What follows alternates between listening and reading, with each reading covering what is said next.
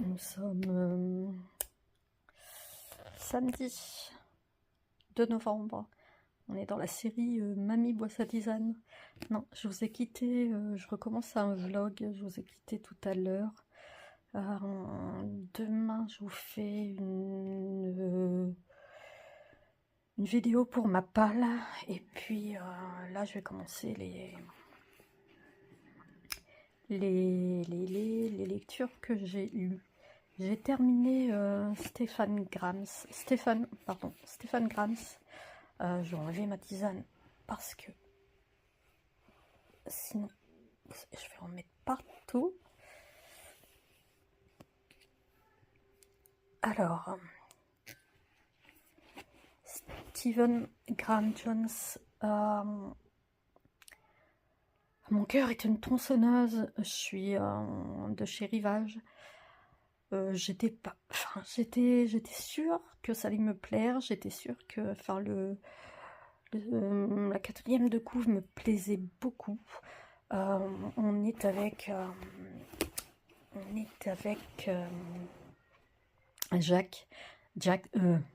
Jade, pardon.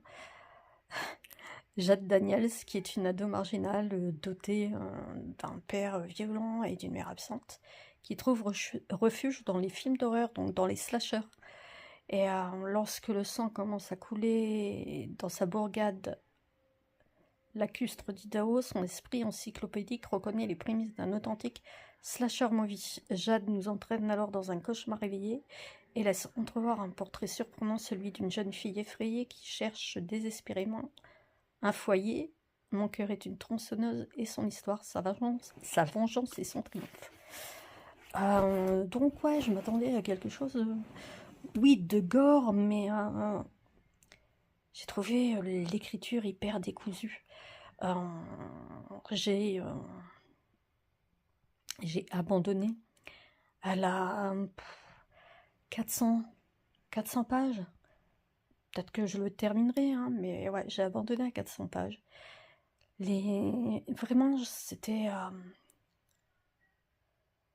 hyper décousu. Il y avait, elle est obsédée par les slasher movies. Donc, alors si on était nul comme moi, eh ben on va récupérer l'histoire, hein, mais entre Freddy, enfin, on a tous ces films qu'elle nous raconte, elle ne vit que pour ça, elle ne parle que de ça. Alors c'est une gamine qui est métisse, qui est ouais, métisse. Elle est indienne d'un côté par son père. Sa mère l'a laissée avec son père, même si elle habite dans la même ville. Elle a quitté son père et elle vit de la coque et d'un petit boulot. Et puis dans cette petite ville d'Idaho, il n'y a pas grand-chose à faire, quoi. Il y a... il s'est passé il y a une vingtaine d'années, 20 ou 30 ans de cela, des meurtres où des jeunes enfants, jeunes ados, ont été tués. Mais alors on sait ça, et elle ne rêve que de ça, parce qu'elle n'est pas appréciée de qui que ce soit. Elle est métisse, elle est pas très jolie, elle est brute de décoffrage, elle fait partie d'une famille qui est pauvre, donc on la charrie pour ça. Et elle a besoin de travailler d'ailleurs pour avoir un peu d'argent pour vivre. Et ben voilà quoi. Et arrivent des nouveaux, des gens qui ont de l'argent, des nouveaux riches qui se font construire des résidences et qui habitent sur les hauteurs de l'Idaho. Et tout va commencer là-bas. Et c'est... oui, elle va être... elle n'attendait que ça. Mais en même temps, ouais, moi je sais même pas quoi vous en dire tellement c'est. Je sais même pas si j'en reparlerai. Parce que, en mettant mes idées au clair, hein. Mais non, j'en reparlerai même pas. C'était tellement décousu pour moi. J'ai vraiment pas eu d'empathie ni pour la gamine, pas eu. J'avais l'impression d'être dans un mauvais film d'horreur. Donc voilà, si ça ne tient qu'à moi, ouais, je mets 3. En ce moment, j'ai 2-3 lectures là qui sont pas top. J'ai celui-ci aussi, Ketmos, de Flamme et de Cendre, de chez Sonatine. Alors je l'ai lu hier soir, j'ai terminé tout à l'heure les 10 dernières pages qui me restaient. Il fait 150, ouais, 150, 160. Pas beaucoup. Je vais pas dire que... Ouais, je suis déçue que ça fasse si peu de... Pour moi, c'est une nouvelle. C'est pas... J'ai tellement aimé sa trilogie, c'était tellement chouette, c'était tellement prenant que là, elle a écrit un livre de 160 pages en reprenant... on va parler d'une jeune femme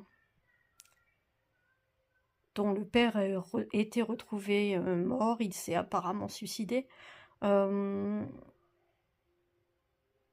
parce que ils habitent à flanc d'un volcan. Ils habitent une petite ville, je ne sais même plus, en Espagne. Si, c'est ça, en Espagne. Si, 1708, près d'une petite ville côtière du nord de Tenerife. Non, Tenerife. Un homme est retrouvé mort au pied de la montagne Noire. Selon toute apparence, il s'agit d'un suicide. Sa fille Anna refuse pourtant de croire à la version officielle. Et elle a de bonnes raisons pour cela. Si ces investigations commencent à déranger la petite communauté, un événement plus grave encore se profile. Selon une vieille légende locale, un démon vit dans la montagne Noire, et lorsqu'il est en colère, le volcan se réveille. Alors que l'éruption menace dangereusement, Anna mène une enquête qui va la conduire jusqu'au cœur d'une incroyable conspiration. Donc effectivement, il y a une conspiration, tout comme dans les autres livres de Ketmos.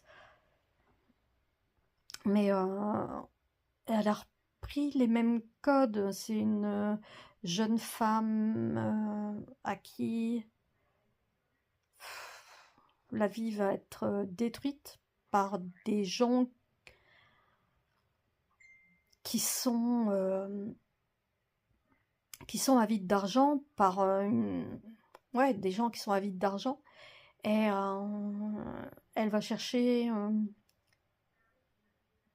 à les retrouver, mais surtout à prévenir la population de cette île côtière que la montagne, elle va... le volcan, il va y avoir une éruption et que la ville va peut-être disparaître. Et c'est une éruption de cendres qui étouffe, c'est une éruption de lave, et c'est qui emporte tout. La meilleure des choses, c'est de se mettre sous un bateau ou partir en bateau. Et il va lui arriver des...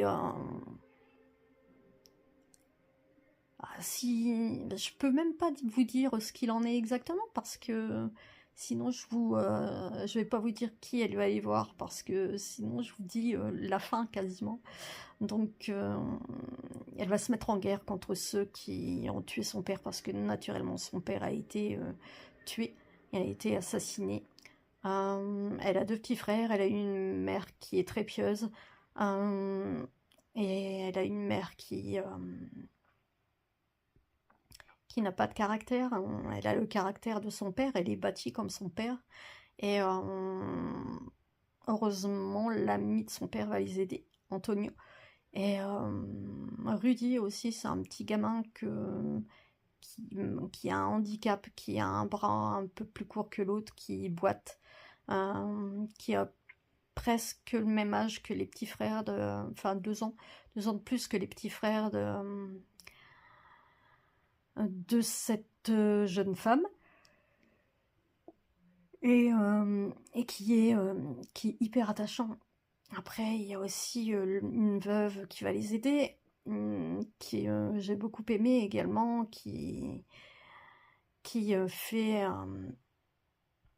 qui flambe, qui fume les poissons, et qui également connaît l'île, connaît la montagne noire, et connaît ce qu'elle peut faire comme dégâts.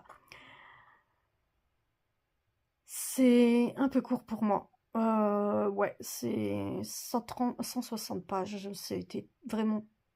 Je l'ai lu cette nuit. Franchement, je l'ai lu cette nuit. Et quand je sais ce qu'elle est capable de faire, je suis hyper déçue de si peu de choses. C'est pas grave, je continuerai à lire mes lectures. Là, je vais entamer, là, ce soir, Bernard Minier. Les chats et 14 histoires mystérieuses, diaboliques, cruelles. Donc, ça fait partie de ce que... Enfin, c'est... Les 2 derniers livres sont ma palle de ce mois-ci. Je vous montrerai demain... je vous ferai une vidéo spéciale avec ma palle. Donc voilà, je vous laisse. Je vous souhaite une bonne soirée, un bon week-end, un bon dimanche. Bonsoir, j'espère que vous allez bien. Je vais clôturer, même si j'ai pas mis grand-chose. Je n'ai pas pu. Des travaux, toujours pareil, travaux, rendez-vous médicaux. Ça se termine, pas encore tout. Au niveau des rendez-vous médicaux, pas encore tout, mais bon, c'est pas grave. Après, pas mal d'interrogations sur la suite pas forcément de YouTube, mais la suite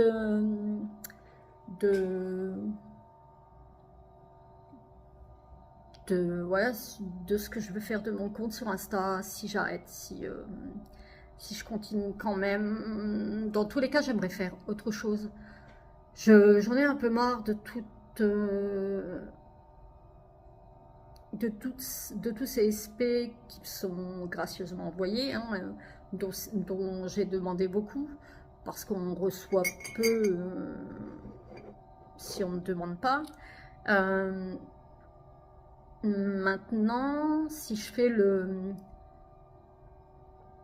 point par rapport à tout ce que j'ai lu lors de la RL, et j'ai même pas fait toutes mes chroniques, si je fais le point par rapport à tout ce que j'ai lu, bon, j'ai pas eu de coup de cœur, mis à part celui d'Olivier Norek. Sinon c'était plutôt... ouais, non, c'était pas top. Enfin, je me suis pas éclatée, j'en ai lu des très bons, des très bons, mais je me suis pas forcément plus éclatée que ça. Je me suis plus éclatée avec des auteurs que j'ai lus hors rentrée littéraire. Donc, et puis j'en ai marre de voir le même feed d'Instagram qui finalement ne me correspond plus. Je vais arrêter, je vais garder quelques maisons d'édition si elles veulent toujours de moi. Il y en a d'autres que je vais arrêter, ouais, ça sert à rien. Ça sert à rien que je demande certains SP. De toute façon, j'arrive pas à tout lire actuellement. Et puis quand je regarde ma palle, j'ai envie de lire certains livres, et parfois je me bloque, je les lis pas parce que j'ai des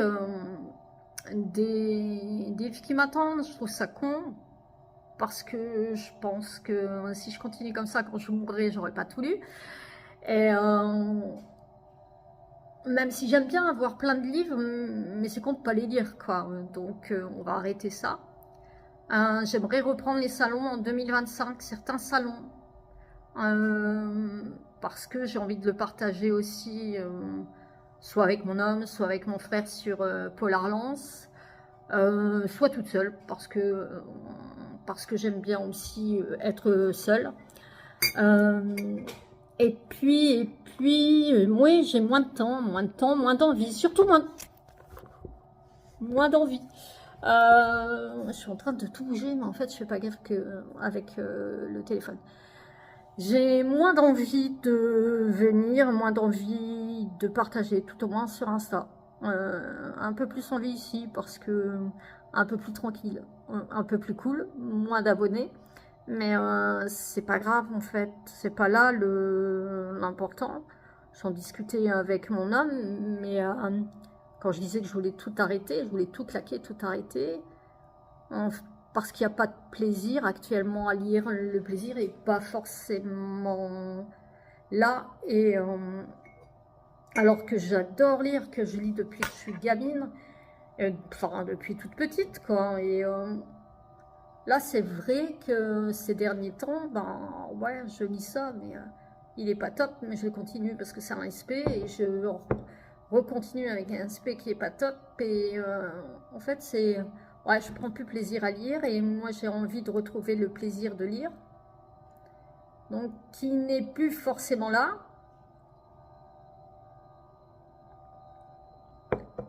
Donc voilà, moi je suis à un tournant, on va dire, je suis trop vieille, je pense. Je suis à un tournant de mes envies, un tournant de ma vie, un tournant de mes envies. Et puis la vie qui se rappelle à moi, hein, quand on a de petits bouts, quand on est grand-mère et qu'on a de petits bouts qui sont là et qui demandent à jouer, etc. Ben, je préfère.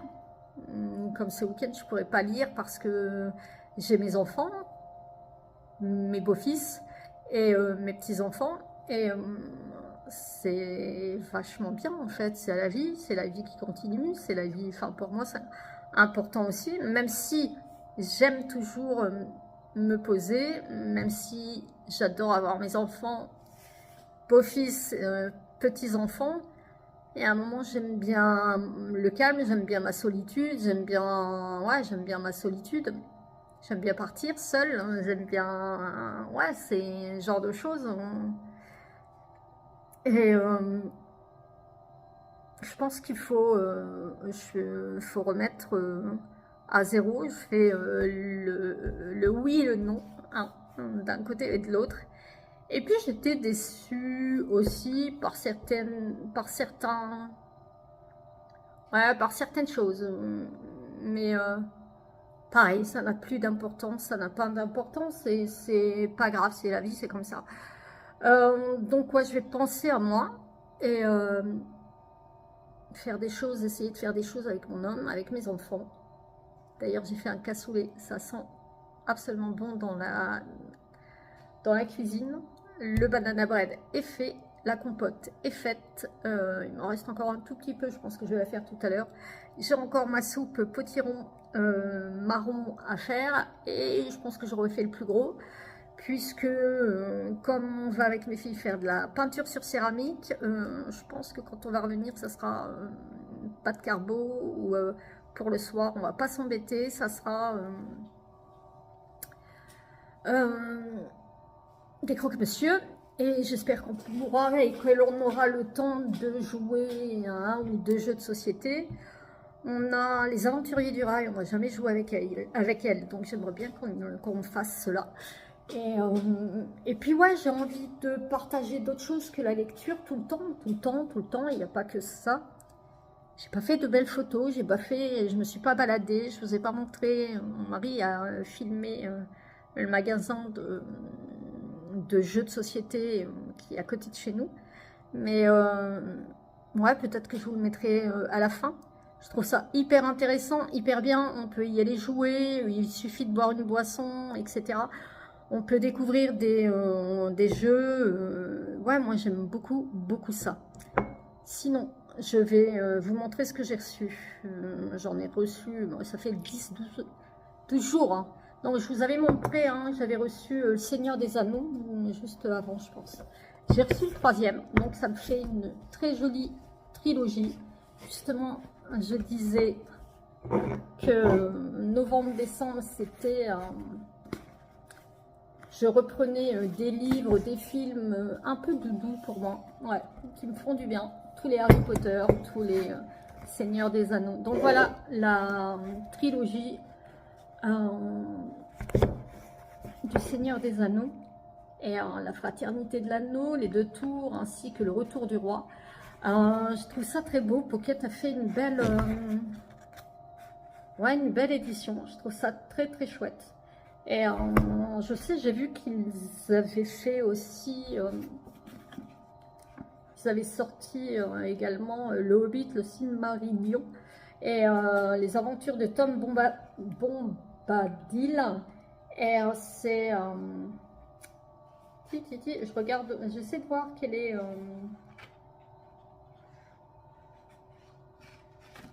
qui a fait la couverture. J'arrive pas à trouver, mais je la trouve très belle, très soft et en même temps hyper intéressante. J'ai reçu par Fleuve celui-ci, Dans l'ombre d'April.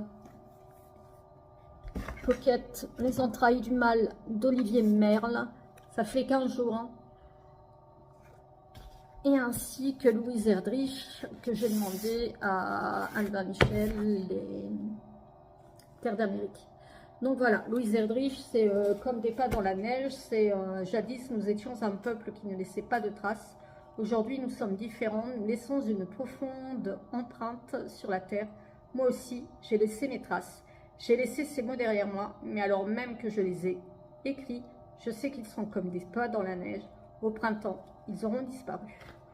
Donc, je vous dirai, je ne vais pas le lire tout de suite. J'ai pas envie de lire ce livre tout au moins tout de suite. Surtout que ce mois-ci, j'ai commencé une LC avec Séverine Ducomte, Rose Bibli sur Instagram. Je vous mettrai sa chaîne YouTube en bas, en barre d'infos. J'ai commencé ce livre 22-11-63 que je trouve est absolument génial. J'adore être avec Ending, j'adore être avec Al, le retour en arrière. Bien sûr, on est en 2011 et on va repartir en 1958 pour essayer de changer l'histoire. Et je trouve ça hyper intéressant. Enfin, je trouve que la thématique est hyper intéressante. Je trouve que les personnages, eux, sont émouvants, intéressants. Et intéressant, ça fait plusieurs fois que je vous le dis. Non, émouvant, attachant.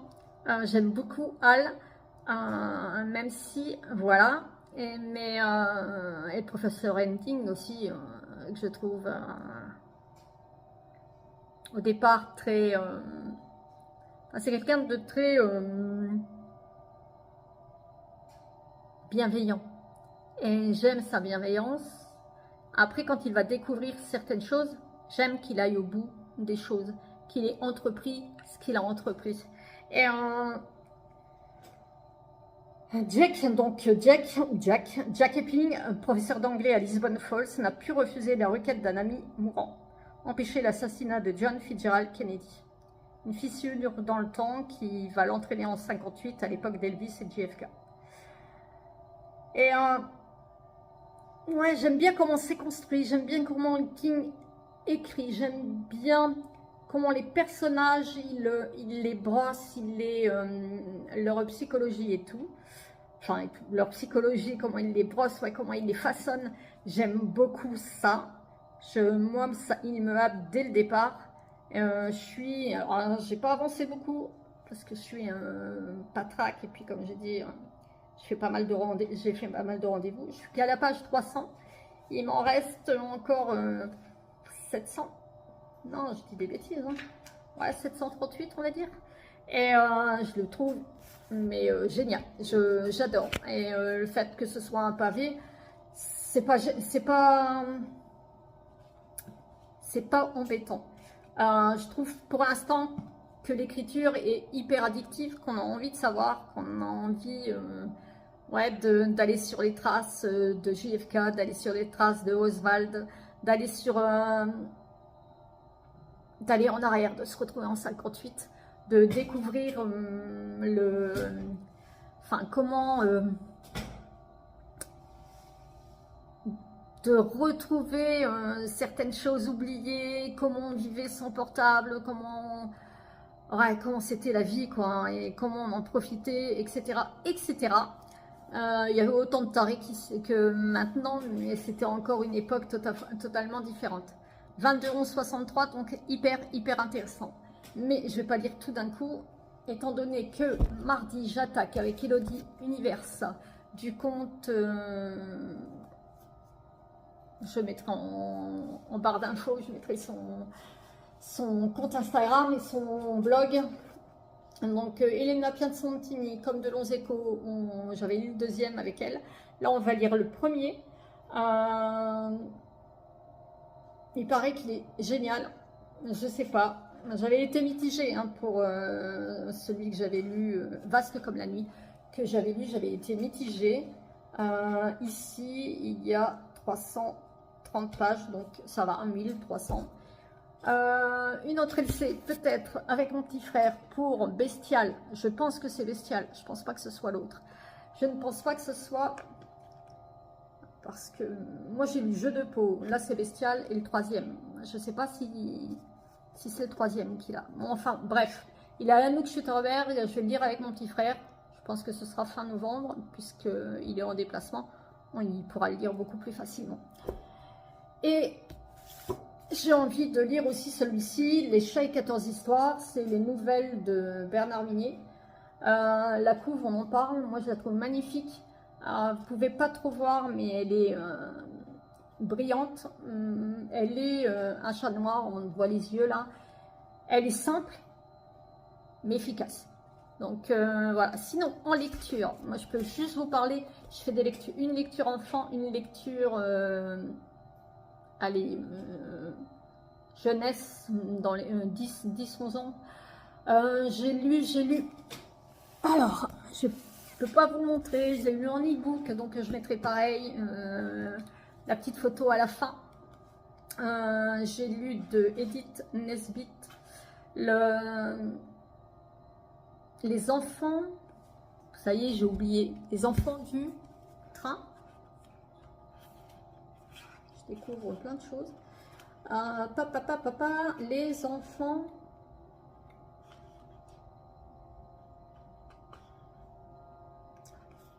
J'ai oublié. La dernière clé des sables. Ces livres, elle les a écrits aussi en souvenir de ses enfants. Elle a 2 ou 3 enfants qui sont décédés. Et c'est le début des années 1900, je crois. Donc c'est une britannique et c'est chez les éditions Novelles. Et moi j'ai aimé lire ce livre. Je suis en train de le chercher. Il faut absolument que je retrouve le nom de ce bouquin. Parce que je vois pas comment je peux vous en parler. C'est le train Les enfants du chemin de fer, oui, c'est de Edith Nesbit. Donc, je sais plus encore, la qualité de la vidéo, je vous raconte pas. On va s'arranger, il faut que je vois pour décembre. Les enfants du chemin de fer, c'est un classique et un énorme coup de cœur pour moi. C'est l'histoire de Bobby, de Phyllis et de Peter, qui est trois gamins qui sont émouvants, qui sont touchants, attachants, qui sont intrépides aussi et qui nous bouleversent, qui nous émeuvent parce que et qui nous font s'ouvrir aussi, ces 3 gamins qui habitent la ville, et leur père va mystérieusement disparaître et leur mère, qui est couturière, va devoir partir en campagne parce que la ville coûte cher et parce que la misère est là. Donc pour donner à manger à ses enfants, elle fait beaucoup de travaux de couturière et à la campagne, elle a un peu plus de travail. Et ça coûte moins cher, la vie est moins chère. Donc ces gamins qui quittent la ville vont se retrouver en campagne et pas loin de leur petit cottage, il va y avoir un chemin de fer. Et c'est l'attraction. Et tous les jours, ils courent jusqu'à ce chemin de fer. Et ils disent, ils font des... Il y a une gare, ils se lient d'amitié avec le chef de gare, avec le porteur. En fait, c'est leur envie de faire bien, parfois va les emmener à... Enfin, les situations vont être cocasses. Et pareil, quand ils vont rencontrer des voyageurs, ça va être les petits chouchous de tout le monde, enfin du village, des employés de, j'allais dire la SNCF, des employés du train. Et ouais, c'est un classique. En fait, c'est retrouver son innocence.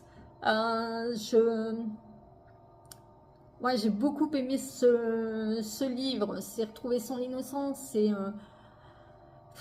C'est comme se retrouver avec le chocolat chaud de mamie et puis un petit bouquin, être au coin du feu.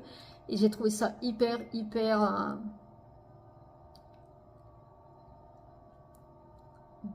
Enfin, c'était hyper doux en fait de lire. C'était un peu désuet au niveau de... mais c'est plein de bonnes valeurs, plein de valeurs, plein de mots justes. Je vais pas dire que ça n'a pas pris de ride, je vais pas dire ça. Mais je trouve que c'est un bouquin. Enfin, les écrits d'Edith Nesbit sont à donner de génération en génération.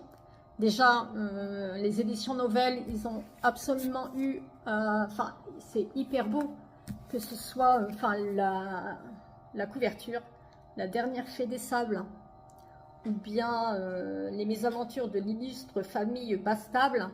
Ils sont très beaux, je les ai pas lus, je les ai achetés, mais je les ai pas lus encore. J'en reparlerai. Ils sont magnifiques, c'est une très belle collection. C'est chez Novell, c'est pour les 10 ans. Si, c'est ça, les 10 ans. Ils coûtent 15,90, mais franchement, c'est hyper bien. Enfin, j'adore les... Pareil, je trouve ça aussi désuet, mais en même temps très beau. Non, franchement, je trouve ça...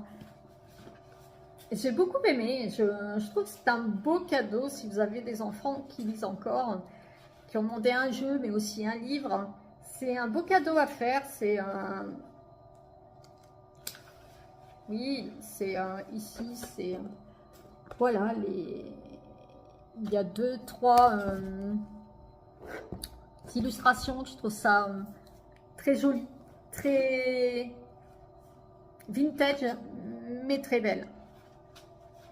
Voilà, regardez. Donc j'ai lu ça et j'ai lu un livre enfant, c'est les jours de tous les jours. J'ai trouvé ça très doux, très beau, très bien. En fait, dans les jours de tous les jours, on va être dans une journée où on va décrire les jours de rien, les jours heureux, les jours de pluie, les jours de bottes de pluie avec les seaux dans les flaques, les jours de vacances, les jours cheminée, les jours de jeux de société, les jours du soleil, les jours du printemps. Et en fait, dans une journée, dans les 24 heures, on va avoir tous les jours de tous les jours. Et puis, dans une année, on va avoir les jours de tous les jours. Et chaque jour est totalement différent parce que ce serait tellement facile d'avoir des jours de vacances tout le temps. Mais on finirait par s'ennuyer et il faut s'ennuyer. Il y a les jours d'ennui et c'est hyper important. Pour l'imaginaire, ça développe l'imaginaire. Et donc, dans ces jours de tous les jours, on a toute une année, tous ces jours qui nous font du bien, tous ceux qui nous rendent ronchons, tous ceux tu as les jours de peine, tu as les jours heureux, mais les jours d'une vie aussi. Donc, c'est très beau, le graphique aussi est très beau, il est très doux, assez pastel, et puis c'est comme flouté, il n'y a pas vraiment un trait qui délimite, et c'est très très très joli. Pensez à Noël, mettez un livre sous le sapin, franchement c'est hyper hyper important, je trouve, pour moi, même si votre petit n'a que 6-9 mois, mettez un livre sous le sapin. Maintenant, ben, je vais vous laisser. En décembre, je pense pas forcément faire des vlogmas finalement, parce que ça va me prendre du temps, parce que j'ai déjà mon calendrier qui est pris par d'autres choses. Mais je viendrai beaucoup plus souvent. Dites-moi ce dont vous avez envie que l'on parle, des lectures, bien sûr, parce que ça reste ma passion, même si je lirai peut-être moins vite, parce que j'aurai pas mal de choses à faire, entre les sablés, entre le sapin, entre la Saint-Nicolas ici en Lorraine. Donc voilà, quoi, c'est... je passerai vite fait, dès que j'arrive à lire. Là, il faut que je termine mon bouquin de 1000 pages. Je vais lire Elena Piansantini. La semaine prochaine, je remonte dans le Nord, je vais voir la famille. On reste une dizaine de jours. J'espère que j'aurai fini tout ce que je vais entreprendre. Allez, et puis sur la route, il y aura aussi un livre audio. J'aimerais lire le livre audio de Henri Lovenbruck. J'en ai d'autres de livres audio. J'ai Bussy, je crois. Mais bon, je vous dirai si je le lis. Sur ce, je vous laisse. Dites-moi, allez, en commentaire, peu m'importe, ce soit positif, négatif, il n'y a pas de souci, c'est pas... Après, il faut rester sympa. Mais ouais, il n'y a pas de souci. Vous dites ce que vous voulez. Mettez un petit like, ça va... Ouais, j'aimerais bien, ce serait sympa. Abonnez-vous aussi, si vous pouvez le faire. Et puis, dites-moi, parlez-moi, dites-moi un peu ce que vous aimeriez trouver sur cette chaîne, ce que vous voulez que l'on parle.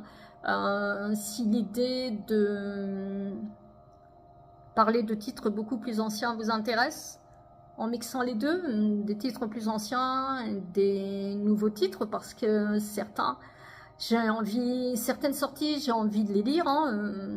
Je sais plus ce que j'ai acheté dernièrement. C'est le cas ici, moi j'avais envie de le lire, donc je l'ai acheté. C'était une nouveauté, mais c'était moi qui le voulais, tout comme... je sais pas, j'ai pas regardé les nouveautés de 2025. Pour moi, c'est encore loin, 2025. J'ai du mal à imaginer encore 2025.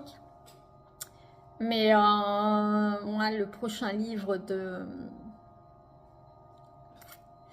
Alors, comment s'appelle-t-il, celui qui a écrit « Qui après nous vivrait » Je ne sais plus son nom. Et puis, j'attends aussi Elle vient de sortir un livre de poésie. Cécile Coulon. Donc ça, j'attends quoi? Bah, j'attends toujours le Tigné, mais c'est en juin. Ouais, j'attends pas tellement tant de livres que ça. Adèle Fleury aussi, j'aimerais bien. Ouais, Adèle Fleury, j'aimerais bien. J'ai hâte de savoir ce qu'elle va nous sortir. Et puis après, je sais pas. Franchement, j'ai pas regardé. J'ai pas été curieuse. Je sais pas si j'ai envie de faire de grandes découvertes. Son nom me revenait et il est reparti. Je ne sais plus. Donc, qui après nous vivrait pour moi, je vous parlerai en décembre. Le 1er décembre, je vous en parlerai. De mes livres, mes coups de cœur. Moi, il y en a un qui ressort absolument. Et c'est cet auteur dont je n'arrive plus à dire le nom. Mais je vous dirai, je prépare ça. Et je vous laisse, je vous souhaite une bonne soirée. Je vous dis à plus tard, prenez soin de vous, surtout, et n'oubliez pas d'être heureux.